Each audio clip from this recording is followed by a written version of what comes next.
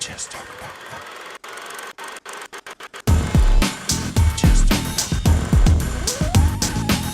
about My name is Brent Chittenden. I am a podcaster with a podcast called True North Nerds. You can find us at truenorthnerds.com. And I am lucky enough that I get to host a lot of these panels throughout the weekend. And this one's kind of an interesting mix of people because usually there's a theme, but they could wrangle at 1 o'clock. Yeah, and but I am happy because I when I was doing my research, I'm like, wait, I know work from most of you guys, so that's pretty good. One of the things I do like to mention is comics is a little bit of a faceless business until you go to the convention. So if you guys would introduce yourselves and what you're best known for, we'll start with you, Phil. I'm Phil Noto. I'm currently working for Marvel. I do a lot of the covers for Star Wars. I just finished a Daredevil run. My name is also Phil Noto. I work for Marvel. My name is Sean Galloway. I started in comics, then animation, and doing toy and game design. I'm Derek Laufman. I designed... Okay, that's enough. Got it. Been there, done it. I designed Marvel's superhero adventure line, and I have my own comic book series called Rune World, published by Kaboom. So I like these panels to be interactive, and this is one of your best chances to get questions with the pros answered. So just raise your hand if you've got one. I will get to you eventually. So we'll start off with an easy but long question, depending on your career. Is how did you guys get started? Well, let's go with the comics career specifically. Okay, you want to go off first? Phil? Yeah, I was working in animation at Disney, and this was back in the early 90s. And then I actually hadn't been really into comics that much growing up. It was more Star Wars and Dungeons and Dragons and stuff. And slowly got back into comics and then just started setting up at a few shows just based on my Disney credentials and started doing commissions and stuff. And then really just started drawing comics on nights and weekends for fun and then did covers for DC's Birds of Prey. That was my first professional work, and slowly just, built up stuff from there, and then left Disney and started doing comics full time around 2002, and working ever since. Well, we'll just go down. Yeah, you next. No, that was pretty impressive. Let's go around the applause. That was awesome. That was awesome. I was enamored by that. So I started in comics first and then got into animation. I broke in the field at 29 years old. Had myself an ultimatum, break in by 30 or choose a different path.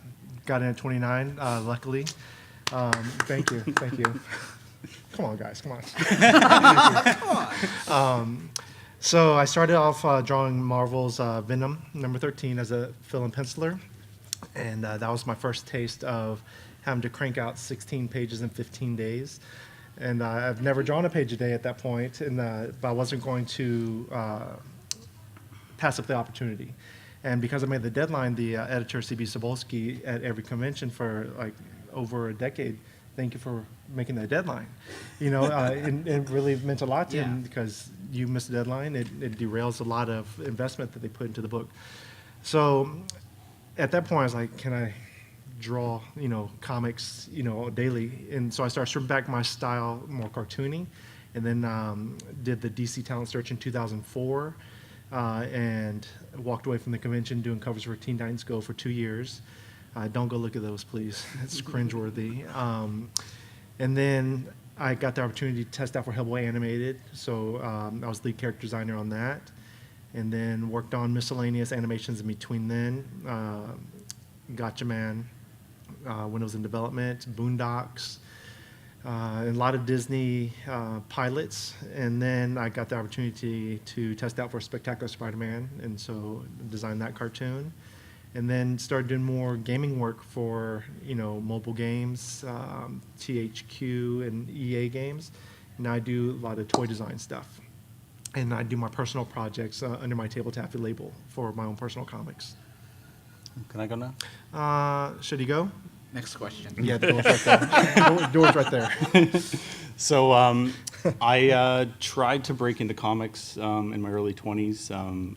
I got close with a book for Image, and then a publisher screwed me over. And it kind of tainted me on comics for a while. I did video games for about 10 years after that. And then Sean brought me on to do layouts for Pearls of Pandaria, a big 105 pages, was it? 105-page book, yeah. Yeah, so he was like, can you do this? And I'm like, I don't know. It's been a long time since I've done comics, but it was a nice sort of jump back into the fire, I guess. So I did that. I helped Sean out on a few other comics here and there when I was in between my freelance work. Name it. Let's see. We did Adventures of Superman, Batman Black and White. Yep. What else? Anything else? DC-wise, no. No. Yeah. And then I did a short mini story for Adventure Time with Boom Studios, and I was working on my comic Rune World at the time just for myself. I was kind of trying to relive that 20-year-old dream of making my own comics. And so yeah, now at 40, I released my own comic series, and got to see a comic on the shelf. Well, that means there's hope for me yet. There Sweet. So, given your past careers, what's kind of for lack of a better term, the culture shock, like going from video games and animation into comics, There's no money in difference. Comics for. Yeah, I think everybody. If you're Phil Noto, you there's can make money some in money. comics. No, if you work day and night, you can make a living. Right. No, I mean, there's a lot of stuff I do miss about Disney, but at the same time, I love being able to, it's just all me, well, along with the writer, but, being able to creatively express myself rather than just being one of, 200 artists working on a film. And that's, that makes it a little more enticing for me anyway. What was the question again? Going from animation and video games Okay. and going. No, into if I films. was in Sean's position where I was actually, designing characters for animation and, that kind of stuff, yes, that would be a lot of fun. But just doing, the assembly line work on a film, yeah, I prefer comics.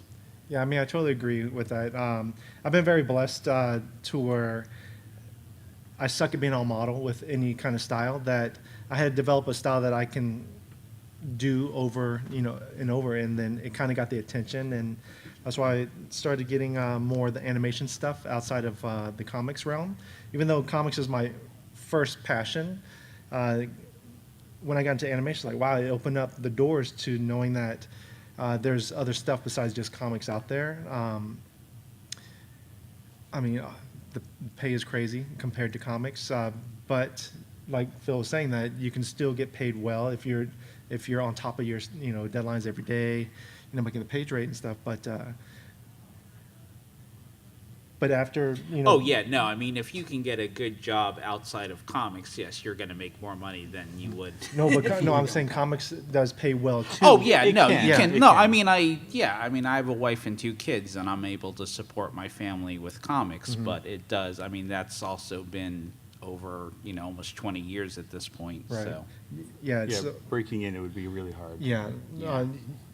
I think you have to come to the industry with like, obviously Phil has his own style. Nobody can replicate what he does. He's one person. I do what I do. Yeah, there's some people that replicate my stuff. Derek, he does what he does as well. And I think that's what made it successful. whichever. Yeah, being able path. to make a living in the art industry, just having a unique style Oh, that yeah.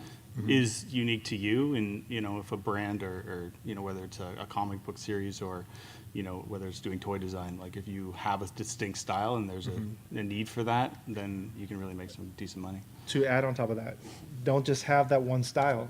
Have your house style that makes you yourself, but then have a sliding scale. Like Phil said, 2002 he hasn't had to look for work. 2004 for myself I had to look for work. But if I kept only my one style, my brand would have been narrow. But I made it really cartoony. I did a little more caricature, but I still have my house style. So that's why I was able to get work across the boards from comics, animation to gaming.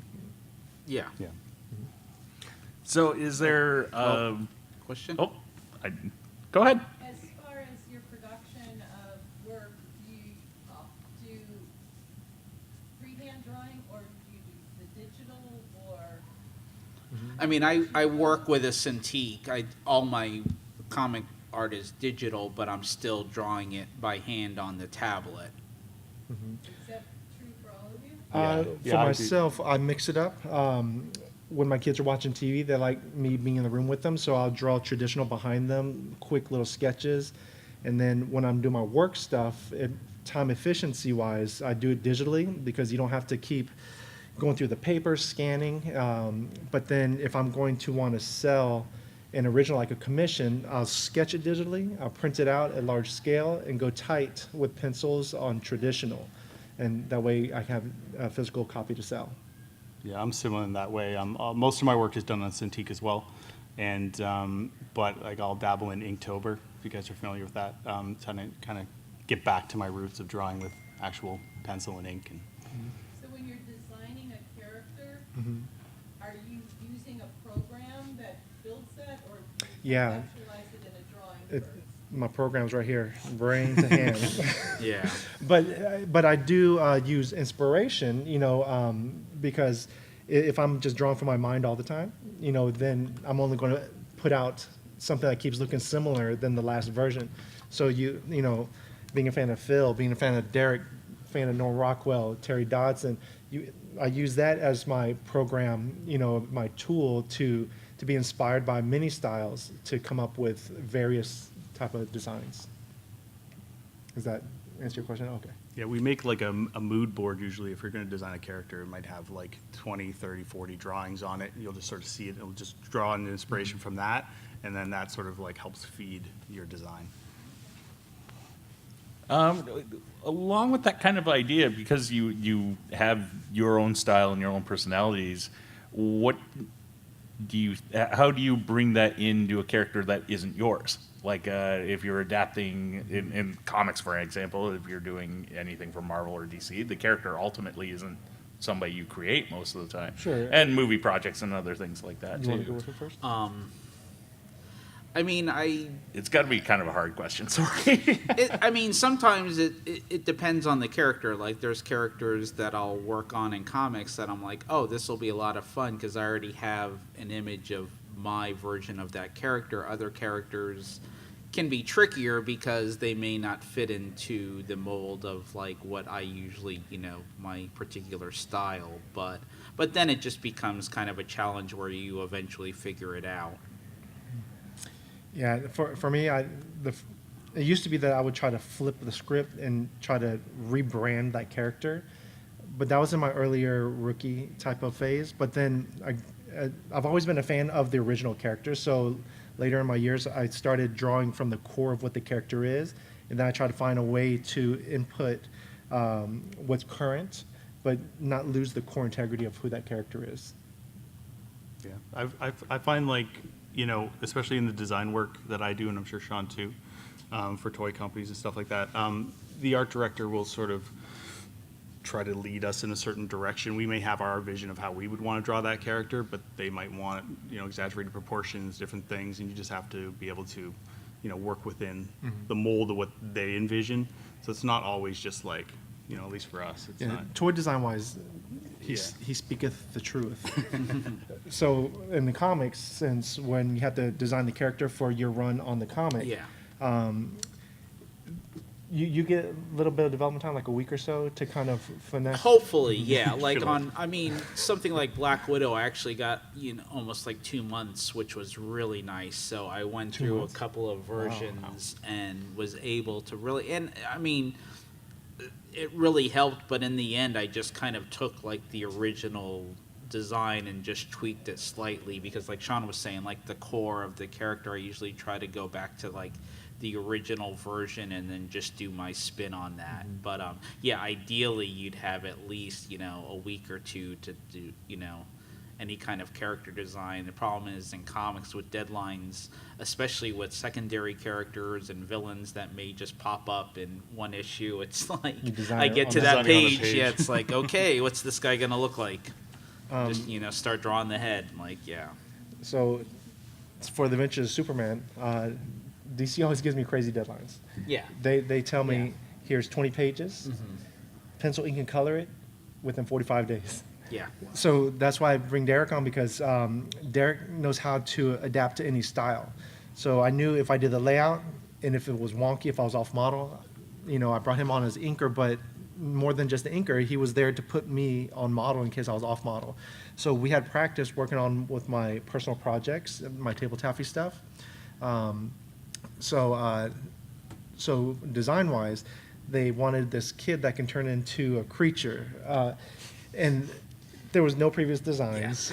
So I had to design it as I'm drawing that page with no kind of, time to prepare for it, and it was just cuckoo.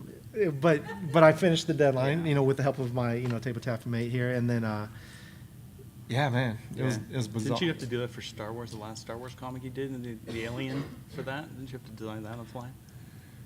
Or did they give designs? For the cover, yes. Yeah. So there's times where. Oh yeah. Man, and I don't know about you, but I don't get paid for a new design if I give them a new design. Exactly, yeah. So it's unfortunately that. So you're kind of against the wall. Like, do I give my all for the design? Yeah. but I went for my all. Yeah. So. Yeah.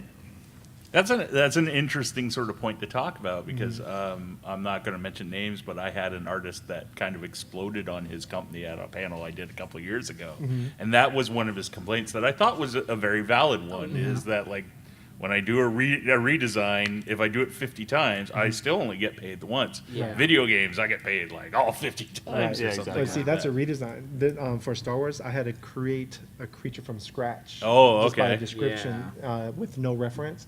So you learn, you start asking the right questions. Before you take on the cover, I say, is there reference? Has it already been designed? If not, this is my design fee.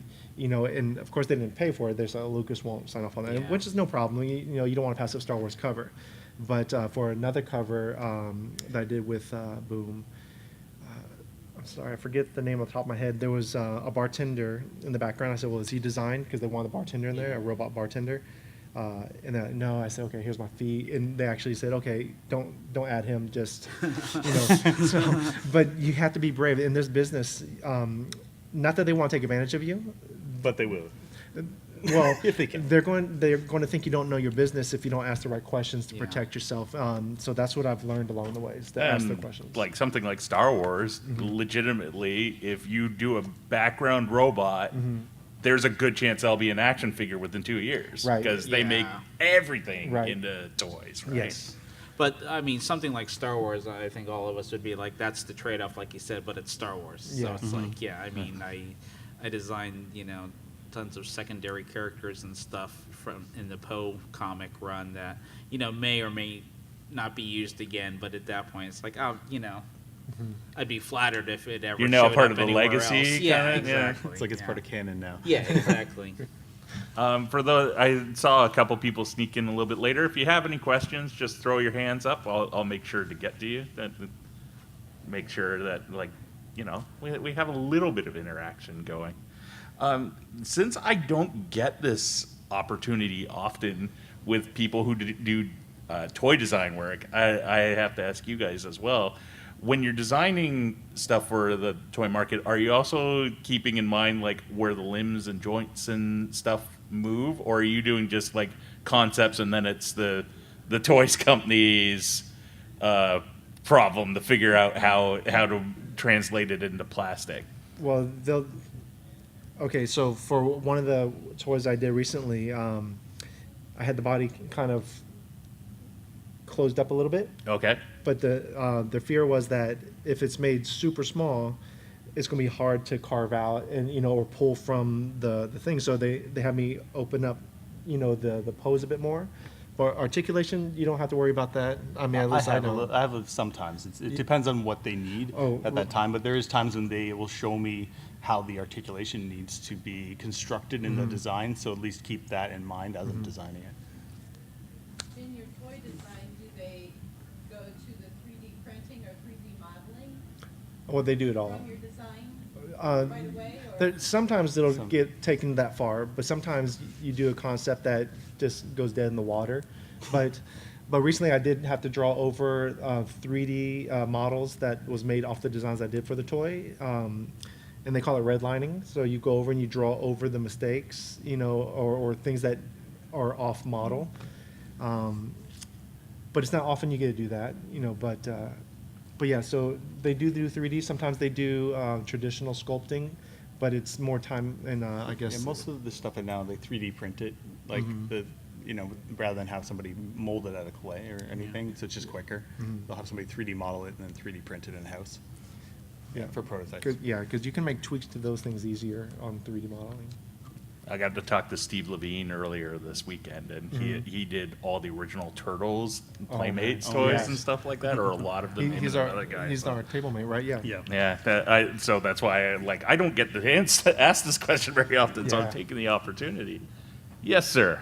On the toys, is it like a standard building block at the beginning? Ty asked me this, and you're just changing the accessory around to make it look like a character, or is it right from original concept to sculpt so that you can play with it as much as you need? I think there's plenty of stuff that's been done built off walls. But let me ask Phil something real quick. You've done toy design too, right? No. No? I don't. I don't think so. No. Okay. I was trying to involve you in the conversation. Oh no. I was going to move us off of toys after this. No, it's fine. No, I Okay, find okay. it interesting. No, it's fine. Well, so so let's say for instance, Spectacular Spider-Man. We created new designs, but they were using old molds, so they weren't looking like our show. So so our team spoke with Hasbro team and convinced them, let's make new molds, because when you use the old molds, you save a ton of money. But when you create the new molds to start creating these new toys, it's a different experience. But yeah. Yeah, I've never had to work with existing molds, luckily. So it's all from my concept. Well, they used at to the do beginning. that a lot with like the X-Men figures Yeah, and they would stuff. They just mishmash it Yeah. My Use favorite an old is Cyclops and just repaint them. Well, yeah. they had that on My that- favorite is the Gamorrean guards from the original Kenner. Yes. Is Friar Tuck in the Robin Hood Yes. Prince of Oh, Thieves yes. with a different head slapped Yeah. on it and the cloth robe. Yeah. Yeah. But There's a whole forum about that stuff. That's Yeah. so funny Yeah. to see them. anybody else? I was going to add along go with ahead. that though, just talking about the 3D thing. What I've found that I started doing lately is I'll use ZBrush, which is a 3D modeling program, and a lot of times if I know I'm drawing one main character or a couple of characters I'm going to be drawing for a couple of months, I'll do a 3D sculpt of that for reference and actually make my own reference models in the computer that I can turn around and get the different views and perspectives of. That makes it much easier to, stay on model with everything. And, with aliens or anything like that, if I have the time, I'll usually just kind of play around with the 3D sculpting rather than do, multiple sketches. Do you do that if it's like if you're going to be dealing with a character for like a couple months? Yeah. Yeah. So Sean, you do that for your backgrounds. yeah. So for backgrounds, I build it in SketchUp when I know that it's an establishing shot that I'm going to keep coming back to. Like any good comic, you always go back to let's say X Mansion, right? There's always that front shot, a little overhead or down low. Yeah. You can see through the gates. So I started doing stuff like that for my own personal properties. And man, yeah, you ever use SketchUp? Yeah. Gosh, you It's can. amazing. Yeah, you can create like an animation type of tabs up top. So you create your view, you rotate the camera, you select it, you save that tab, and then you can create so many tabs, and it starts looking like it's animation rotating around in space. It's pretty awesome. Yeah, free program, guys. All right. Oh, it's free too. Yeah, free. Okay. They have pre-made models It's on there. Google SketchUp. Yeah. Like there's been times I've had to design like a Star Wars vehicle, so I'll go to SketchUp, find a yeah. model that Yeah. exists already, and then I Yeah. can rotate it to Oh, yeah. the angle I need and I give do me that my all the reference. time, It's great. I'm curious, what's your, because I know from this conversation you guys have families. You and Yes, He's I got a have family. 2 boys as well. okay. So what His is family your has him. Yeah. They take care of me. what's your working hour in your work life like? Are you 9 to 5ers or 9 to whatever. midnight, What's your midnight time? to 6? Yeah. And I mean, lately I've been trying to do kind of the 9 to midnight where, I work from like 9 till about 6, take a break for dinner, and then around 8:30 or so work until midnight. And then if I'm on deadline, I'll go to bed at 8 o'clock after dinner, get up at midnight, work till about 6 a.m., sleep for another 3 or 4 hours, and then get up and start my day again. Yeah, that sounds pretty normal, with my schedule too. So my 2 kids are young, so what I do is get about 5 o'clock, get them out of bed, 5:55, get them out of bed, get them prepped for school, and then I start digging into my day about 7:30 up until about 5:30 when I go pick them up, have dinner, hang out with them, hang out with wifey until about 9:30 until one of us falls asleep on the couch, and then get up, go back to the desk until, however long I can last. Yeah.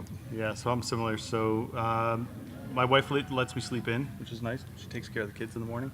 So I'm usually in my office around 9 o'clock, and I work till about 4 when the kids get home from school. And then I hang out with them till about 8:30, and then I'm back working till about midnight. And then I work weekends pretty close to that as well. Yeah. So it's most weekends as well. It's Yeah, kind of the life. generally like 12, 13-hour days. Yeah. And if you're not doing that, you're not getting enough work. Yeah. So Yeah. and we're very blessed to Yeah. work this many hours, but make sure you stand up, stretch it out. Yeah, you got to walk Yes. around. Yeah, I mean, I take my dog out for like a 3-mile walk every day Oh, just nice. to like kind of get out of the house, relax. And a lot of times I'm just kind of going over my schedule in my head just because I don't commute, I work at home. So it's just kind of this free time to just kind of, mentally prepare my week's work. I guess Yeah. we all work from home, right? Yeah, I think that's the luxury of today's type of business, that we can work remotely. I was working for this game based in Germany for about a year and a half. Got to work from Yeah. home. Can't Yeah. complain. Yeah, it's great. My day job, most of the time, I end up working from home. So, and that's why I always kind of ask, like, I do laundry to break it up and make sure, like, because the laundry room's right beside my office, so go switch the laundry, yeah. it makes me stand up for 10 Yeah. minutes, and then I can go back. Yeah. Also, Yeah. just to add to that, because I live in Canada, I get paid in U.S. dollars, so it's Oh, nice. nice. Oh, So, sure. so it's nice to work from home. when you live in Canada. I can agree with that one. It's happened a couple times. What are your go-to tools at this point? We heard the Cintiq was it seems to be the major one amongst all three of you, but Yep. anything else that you would say that you prefer over others? Software-wise, maybe. What software do you use? I use Photoshop for coloring and cover, like painting, digital painted stuff. Clip Studio for all my digital inking. Yeah. ZBrush and SketchUp for 3D. Clip Studio is a one-time fee, so that's Yeah. nice. Super affordable too. Oh, it's amazing. So affordable. Haven't used it yet, and I bought it 6 years ago. Clip Studio, Clip Studio Paint. They have a EX version. I think they have a sale on right now. Yeah. I think it's 50% off. They always have sales. It's like $30, I think. Right Yeah, now. it's not a lot. And then Yeah. even the pro version, I did my comic series in that. They have a great pro version. You can lay out your entire comic and look through every single page and have that's it all in the nice. tab at the side. It's Oh, really, sweet. it's really nice Yeah. feature. I use Photoshop. I'm just going into the dark side of Clip Studio, but I have to say that interface is so daunting. It Yeah. takes a little while to get used to coming from Photoshop, and I really There's similarities, just use but- it for I use it for inking and then color flatting because it allows you to just Select. paint bucket Yeah. shapes with a bleed under the line art, and yeah, it's really helpful for that. It's meant for the artist, right? Yeah. They say. Yeah. Yes, sir. Talking about the software devices, I was wondering, are any professionals using the iPad and Procreate for professional work or not? I use the iPad. Like, actually, Clip Studio has a full version available for the iPad, so I've started using that on the road. Like, I actually have pages loaded on it for tomorrow night when I'm at the airport to get work done. Procreate's really, like, I use it a lot for comps and, character design stuff, but unfortunately I haven't been able to use it for a final version of anything just because the comics are still printed in 4-color CMYK, and there's such a color difference between that and getting it print ready. Like I have to finish it up on my computer at home in Photoshop. I try to draw on the iPad, but honestly, I feel like I'm focused on holding it instead of focusing on the drawing. And then before the version I had, if my thumb was on the screen, it wouldn't register the pencil. So that really turned me off. I'm a guy that likes to lay up on my desk and draw like this, you know, so it's just, I find it a little more comfortable just drawing on the Cintiq. Yeah, I haven't tried the iPad Pro yet, but I had a portable Cintiq that I was using, but I couldn't.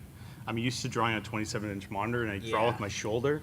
And so, like, if I have to get in and just draw with my wrist, I can't get the same kind of accuracy, the same type of flow. Can't speak. Say it again. Blah, blah, blah. Yeah, so I find it hard, but I've seen artists using, you know, iPad Pro for, you know, their children's books, illustrations, and stuff like that. So, I mean, people do Yeah, it. I mean, it's great. Like, I will say the resolution's amazing. I mean, because, like, yeah, you were saying the 27, I also have the 27-inch Cintiq, and it's a, you know, giant desk space, but the resolution of the iPad's almost like 1-to-1 with a comic book, so like you can be drawing and know exactly how it's gonna like look when it's printed, Yeah, where that's it's true. like, it's, you know, like a 4K monitor essentially on your lap, whereas the Cintiq is, you know, kind of the VHS version of that.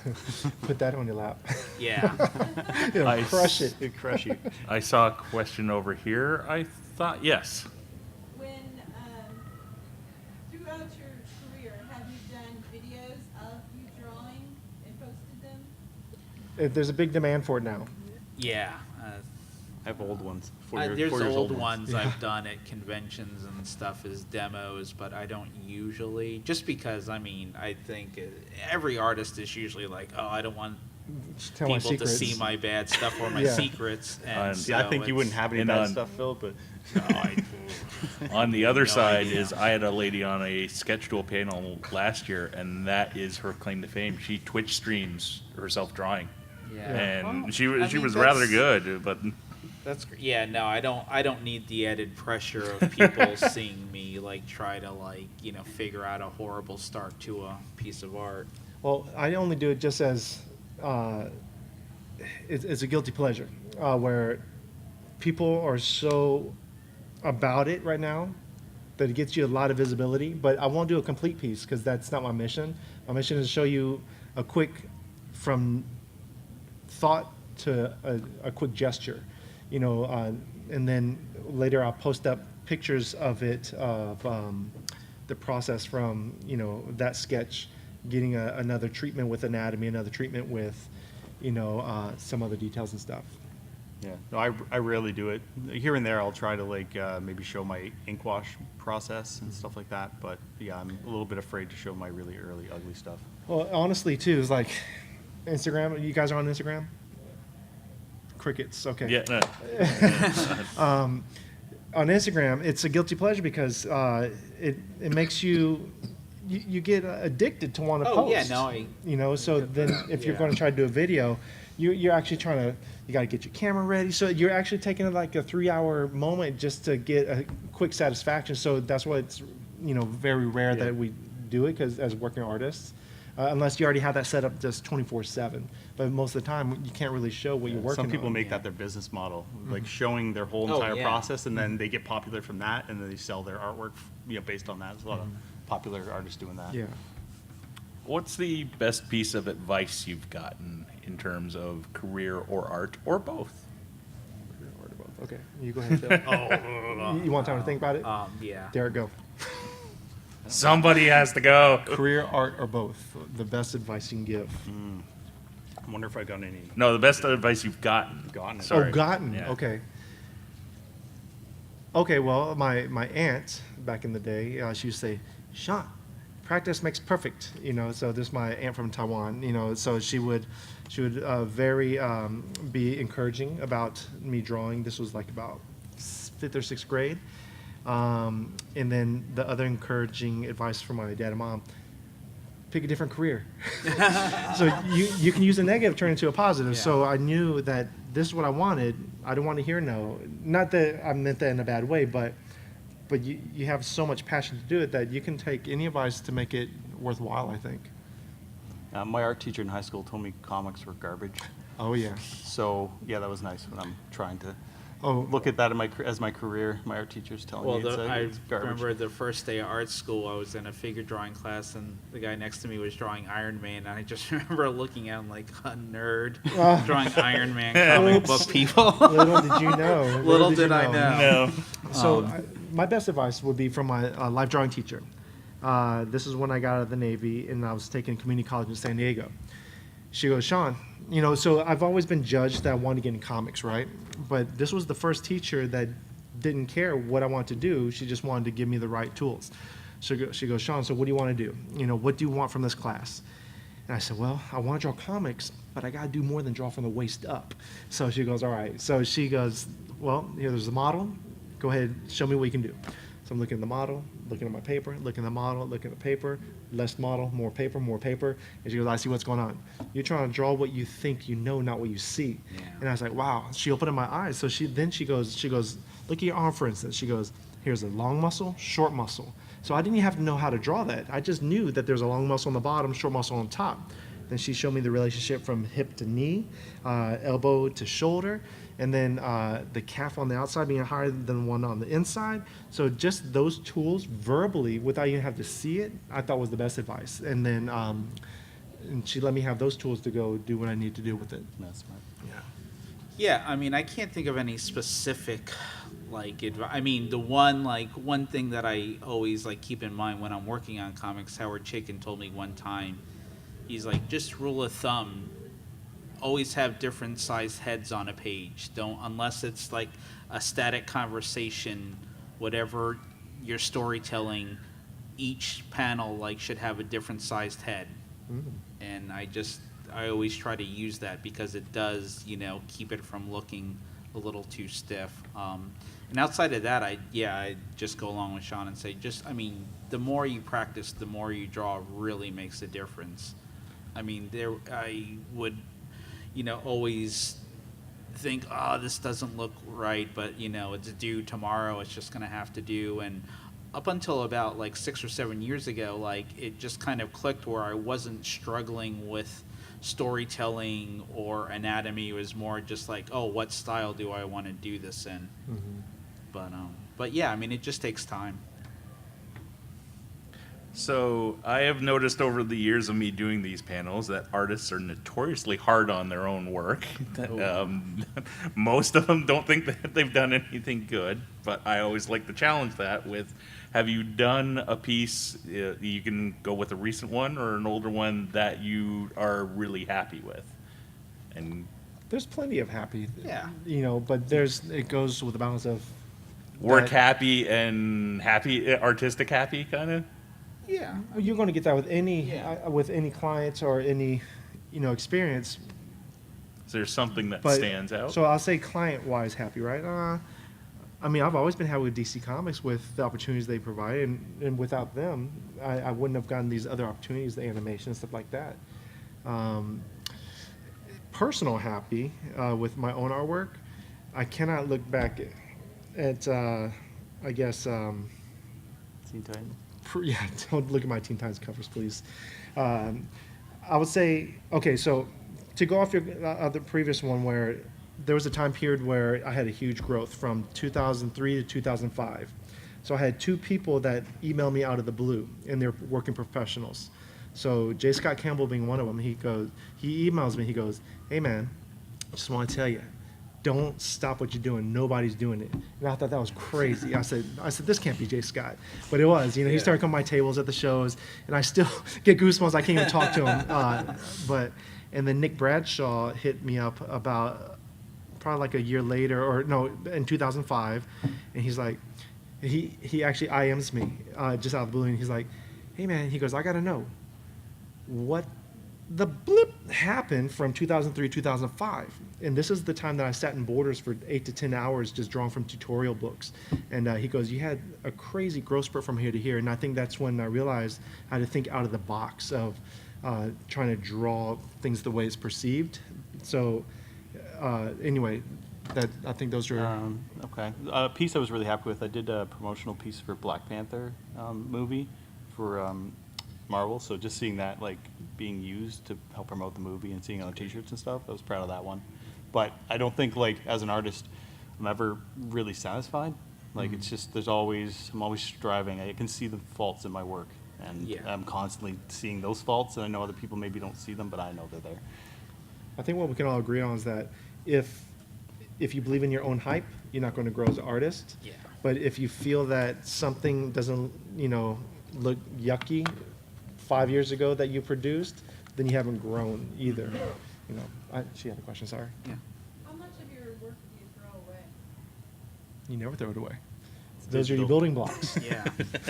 It makes you. It reminds you, like, oof, what was I thinking? Yeah, I You mean, know? I keep, like, it's all digital, but I still have all those folders of all that art still saved. Well, now paper-wise, I've thrown some I away. like Yeah. hearing that you saved it. Oh, yeah, no, I always.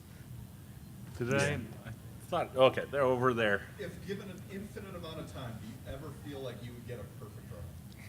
Or would you always want to, did you always feel like you could have such I find that sometimes the stuff that I'm happy with that gets the most like attention, like if I post like a half-hour sketch that I've done on Instagram, suddenly that's like the best thing ever to the audience. Where a day and a half on a cover, I'm still like, it doesn't look right.